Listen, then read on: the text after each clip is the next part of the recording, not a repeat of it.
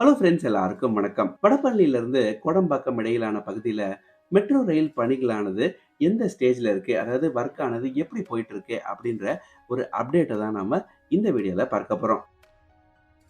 Chennai metro phase 2 உடைய corridor 4 ரூட்டான பூந்தமல்லி பைபாஸ்க்கும் லைட் ஹவுஸ் ஸ்ட்ரெச் கிட்டத்தட்ட ஒரு 26 கிலோமீட்டர் ஸ்ட்ரெச். இந்த ஸ்ட்ரெச்சை கம்பேர் பண்ணும்போது இந்த பகுதி, அதாவது வடபழனிக்கும் கோடம்பாக்கத்துக்கும் இடையிலான ஸ்ட்ரெச் வந்து ரொம்பவே ஒரு சின்ன செக்ஷன் தான். ரொம்பவே சின்ன செக்ஷன், ரொம்ப சின்ன ஸ்ட்ரெச்சா இருந்தாலுமே ஒரு இன்ட்ரெஸ்டிங்கான ஸ்ட்ரெச் அப்படின்னு சொல்லலாம். ஏன்னா பூந்தமல்லியில இருந்து லைட் ஹவுஸ் நோக்கி போற மெட்ரோ ரூட் ஆனது இந்த செக்ஷன்ல தான் அண்டர் கிரவுண்டா மாறுது. இதற்கு முன்னாடி வரைக்குமே அது எலிவேட்டட் செக்ஷனா தான் இருக்கு. ஸோ இந்த வடபழனி டு கோடம்பாக்கம் ஸ்ட்ரெச் வந்து combination of elevated and underground sections அப்படின்னு சொன்னா கரெக்டா இருக்கும். வடபழனிக்கும் கோடம்பாக்கத்திற்கும் இடையிலான ஸ்ட்ரெச்ல வடபழனி மெட்ரோ ஸ்டேஷனும் கோடம்பாக்கம் பவர் ஹவுஸ் மெட்ரோ ஸ்டேஷனும் எலிவேட்டட் ஸ்டேஷனா இருக்க போகுது. ஆனா கோடம்பாக்கம் ஸ்டேஷன் வந்து ஒரு அண்டர் கிரவுண்ட் ஸ்டேஷனா இருக்கும். இப்ப நாம வடபழனி சிக்னல் கிட்ட தான் இருக்கோம். பூந்தமல்லி டு வடபழனி மெட்ரோ ரூட்டை இன்னும் ஒரு 1 or 2 monthsல ஓபன் பண்ணிடுவாங்க அப்படின்னு சொல்றாங்க. அதற்கான வேலைகளும் வேகமா போயிட்டு தான் இருக்கு. Kodambakkam to light house metro ஸ்ட்ரெச்சை எப்போ ஓபன் பண்ணுவாங்க அப்படின்ற ஒரு கேள்வி எல்லாருக்கும் வரலாம். எனக்கும் வந்தது. இந்த ஸ்ட்ரெச்சை பொறுத்தவரையில as per project deadline March 2027ல இந்த ஸ்ட்ரெச்சை இவங்க பொதுமக்கள் பயன்பாட்டிற்கு கொண்டு வந்துடணும். பட் இங்க வந்து பார்க்கும்போது அதற்கு மேலேயே ஆகும் அப்படின்னு தான் எனக்கு தோணுது.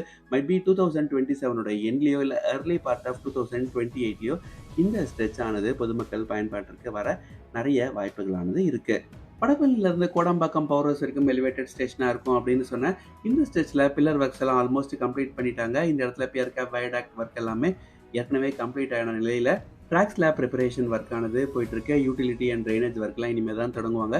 இதெல்லாம் முடிஞ்சதுக்கு அப்புறம் தான் railway installation, electrification, signalling, trial run அப்படின்னு சொல்லி படிப்படியா இங்க ஒர்க் ஆனது நகரும். இப்போ நீங்க பார்த்துட்டு இருக்க விஷுவல்ஸ் வடபழனி கோயில் கிட்ட இருந்து எடுக்கப்பட்டது. ஸோ இதே மாதிரியான ஒரு ப்ராக்ரஸ் தான் நம்ம கோடம்பாக்கம் பவர் ஸ்டேஷன் வரைக்குமே பார்க்க முடியுது. ஸோ இந்த ஸ்ட்ரெச்ல பில்லர் ஒர்க் ஆல்மோஸ்ட் கம்ப்ளீட் ஆயிடுச்சு அப்படின்னே சொல்லலாம். ஸோ இங்க இருந்து ஒர்க் ஆனது அடுத்த கட்டத்துக்கு நகர ஆரம்பிக்கும்.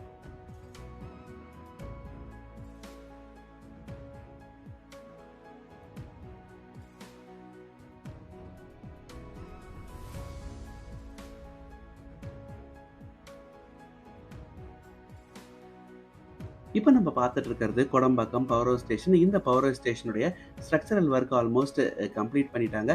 இனி அடுத்த கட்டத்துக்கு நகருவாங்க. பிளாட்ஃபார்ம் லெவல் ஸ்ட்ரக்சரல் ஸ்லாப் அமைப்பாங்க. Platform construction, escalator, lift work எல்லாம் படிப்படியா நடக்க ஆரம்பிக்கும். பட் அந்த ஒர்க்லாம் இப்ப தொடங்கும் அப்படின்னு சொல்ல முடியாது. அட்லீஸ்ட் எனக்கு தெரிஞ்சு ஒரு 6 to 7 மந்த்ஸ்க்கு அப்புறம் அந்த ஒர்க் எல்லாம் கொஞ்சம் கொஞ்சமா தொடங்க நிறைய வாய்ப்புகளானது இருக்கு.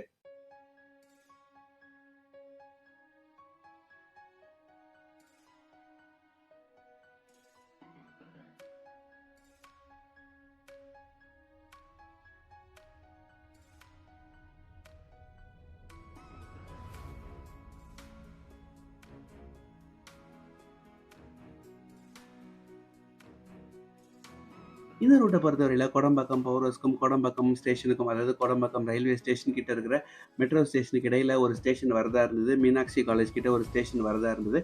பட் போக போக அந்த ஸ்டேஷனை இவங்க ஸ்கிராப் பண்ணிட்டாங்க. ஏன்னா பக்கத்துல நிறைய ஸ்டேஷன் இருக்கு அப்படின்ற மாதிரி யோசிச்சு அந்த ஸ்டேஷன் வேணாம் அப்படின்னு சொல்லி முடிவெடுத்தாங்க. அதுக்கப்புறம் இந்த ரேம்போடைய அலைன்மெண்ட்ல நிறைய ஸ்ட்ரக்சரல் சேஞ்சஸை சிஎம்ஆர்எல் பண்ணிச்சு. இப்போ நம்ம கோடம்பாக்கம் பவர் ஹவுஸ் சிக்னலுக்கு கொஞ்சம் முன்னாடி இருக்கோம். இங்கேருந்து பார்த்தாலே தெரியும் அந்த ரேம்ப் எப்படி கீழே இறங்குது அப்படின்றத. அந்த பில்லருடைய ஹைட்டை வச்சே நம்மளால கண்டுபிடிக்க முடியும். பார்த்தீங்க அப்படின்னா அந்த பில்லருடைய ஹைட் கொஞ்சம் கொஞ்சமாக டிக்ரீஸ் ஆகிட்டே போகுது. இங்கேருந்து படிப்படியாக இந்த ஸ்டேஷனுடைய ரேம்ப் ஆனது இறங்கி அண்டர் கிரவுண்டாக மாறிடுது.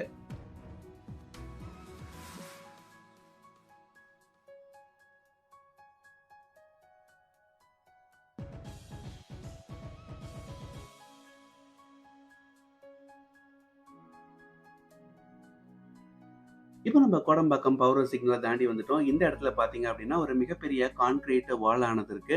எதற்காக இந்த வால் கன்ஸ்ட்ரக்ட் பண்ணியிருக்காங்க அப்படின்றத நம்மளால ஆப்வியஸா புரிஞ்சுக்க முடியுது. ஏன்னா இந்த ஸ்டெப்ஸ்ல தான் எலிவேட்டட் காரிடார் ஆனது அண்டர் கிரவுண்ட் செக்ஷனுக்கு போகுது.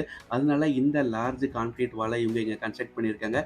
எதற்காக இப்படி கன்ஸ்ட்ரக்ட் பண்ணியிருக்காங்க அப்படின்னா அந்த வெயிட்டை சப்போர்ட் பண்ணணும், சாயில் உள்ள கேவாய் வந்துடக்கூடாது அப்படின்றதுக்காக இந்த மாதிரியான ஒரு லார்ஜ் திக் வாலை இவங்க இங்க பில்ட் பண்ணியிருக்காங்க.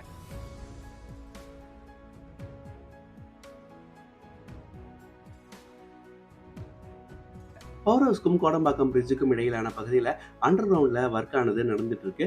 அந்த விஷுவல்ஸ் தான் இப்போ நீங்க பார்த்துட்டு இருக்கீங்க. இந்த இடத்துல ஒரு டெம்பரவரியான ஒரு ஸ்டீல் ஸ்ட்ரக்சரை இவங்க கிரியேட் பண்ணி வச்சிருக்காங்க. எதற்காக இந்த ஸ்டீல் ஸ்ட்ரக்சர் அப்படின்னா, சைட்ல இருந்து சாயில் கொலாப்ஸ் ஆகி உள்ள விழுந்துராம இருக்கிறதுக்காக இந்த மாதிரி ஒரு ஸ்ட்ரக்சரை இவங்க ஏற்படுத்தியிருக்காங்க. சாயிலோட பிரஷரை இது ரெசிஸ்ட் பண்ணும். இந்த ஸ்டீல் ஸ்ட்ரக்சருக்கான வேலைகள் ஒரு பக்கம் போயிட்டு இருக்க, இன்னொரு பக்கம் வந்து கிரேன் மிஷின் அண்ட் எக்ஸ்கவேட்டரை கொண்டு சாயிலை ரிமூவ் பண்ணிட்டு இருக்காங்க. இங்க இருக்கிற டெர்பிஸ் எல்லாத்தையும் ரிமூவ் பண்ணி அதை வேற இடத்துல ரீலோகேட் பண்றதுக்கான வேலைகளும் நடந்துட்டு இருக்கிறத நம்மளால பார்க்க முடிஞ்சது.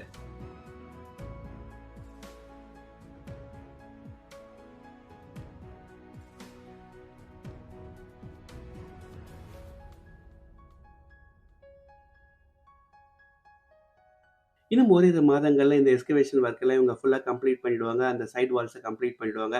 இங்க இருக்கிற ஸ்ட்ரக்சரல் சப்போர்ட்ஸ் எல்லாமே ஃபுல்லா இன்ஸ்டால் செய்யப்படும். இதெல்லாம் முடிஞ்சதுக்கப்புறம் அந்த பேஸ் கான்கிரீட் ஸ்லாப் அமைப்பாங்க. அதுக்கப்புறம் பேஸ் ஸ்லாப் கான்கிரீட் ஒர்க் எல்லாம் முடிப்பாங்க. அதுக்கப்புறம் பெர்மனன்ட் டன்னலிங் ஸ்ட்ரக்சரை இவங்க இங்க உருவாக்குவாங்க.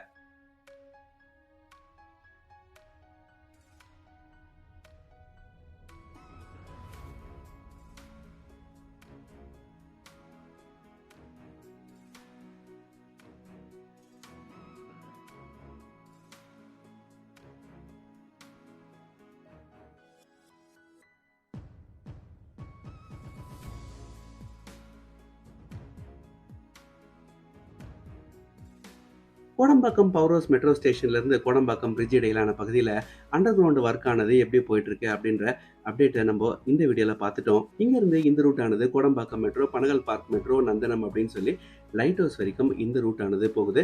நம்ம அடுத்த வீடியோவில் tunnel boring machine peacock and pelican இது ரெண்டும் எப்படி கோடம்பாக்கம் ரயில்வே ஸ்டேஷனுக்கு அடியில் ஒரு டனலை டிக் பண்ணி அந்த பக்கமாக போச்சு அப்படின்ற அப்டேட்டோட அந்த வீடியோவை தொடங்கலாம். அங்கேருந்து லைட் ஹவுஸ் வரைக்கும் ப்ராக்ரஸ் ஆனது எப்படி போயிட்டு இருக்கு அப்படின்றத நம்ம செப்பரேட் வீடியோவாக கவர் பண்ணலாம். இந்த வீடியோவை நான் இன்னும் ஒரு சில வாரங்களில் அப்டேட் பண்ணுறேன். இந்த வீடியோவில் நான் சொன்ன இன்ஃபர்மேஷன் உங்களுக்கு பிடிச்சிருக்கும் அப்படின்னு நம்புறேன். இதே மாதிரி நம்ம சேனல்லேருந்து நிறைய தகவல்களுக்கு மறக்காமல் நம்ம சேனலை சப்ஸ்கிரைப் பண்ணி வச்சுக்கோங்க. Thank you so much.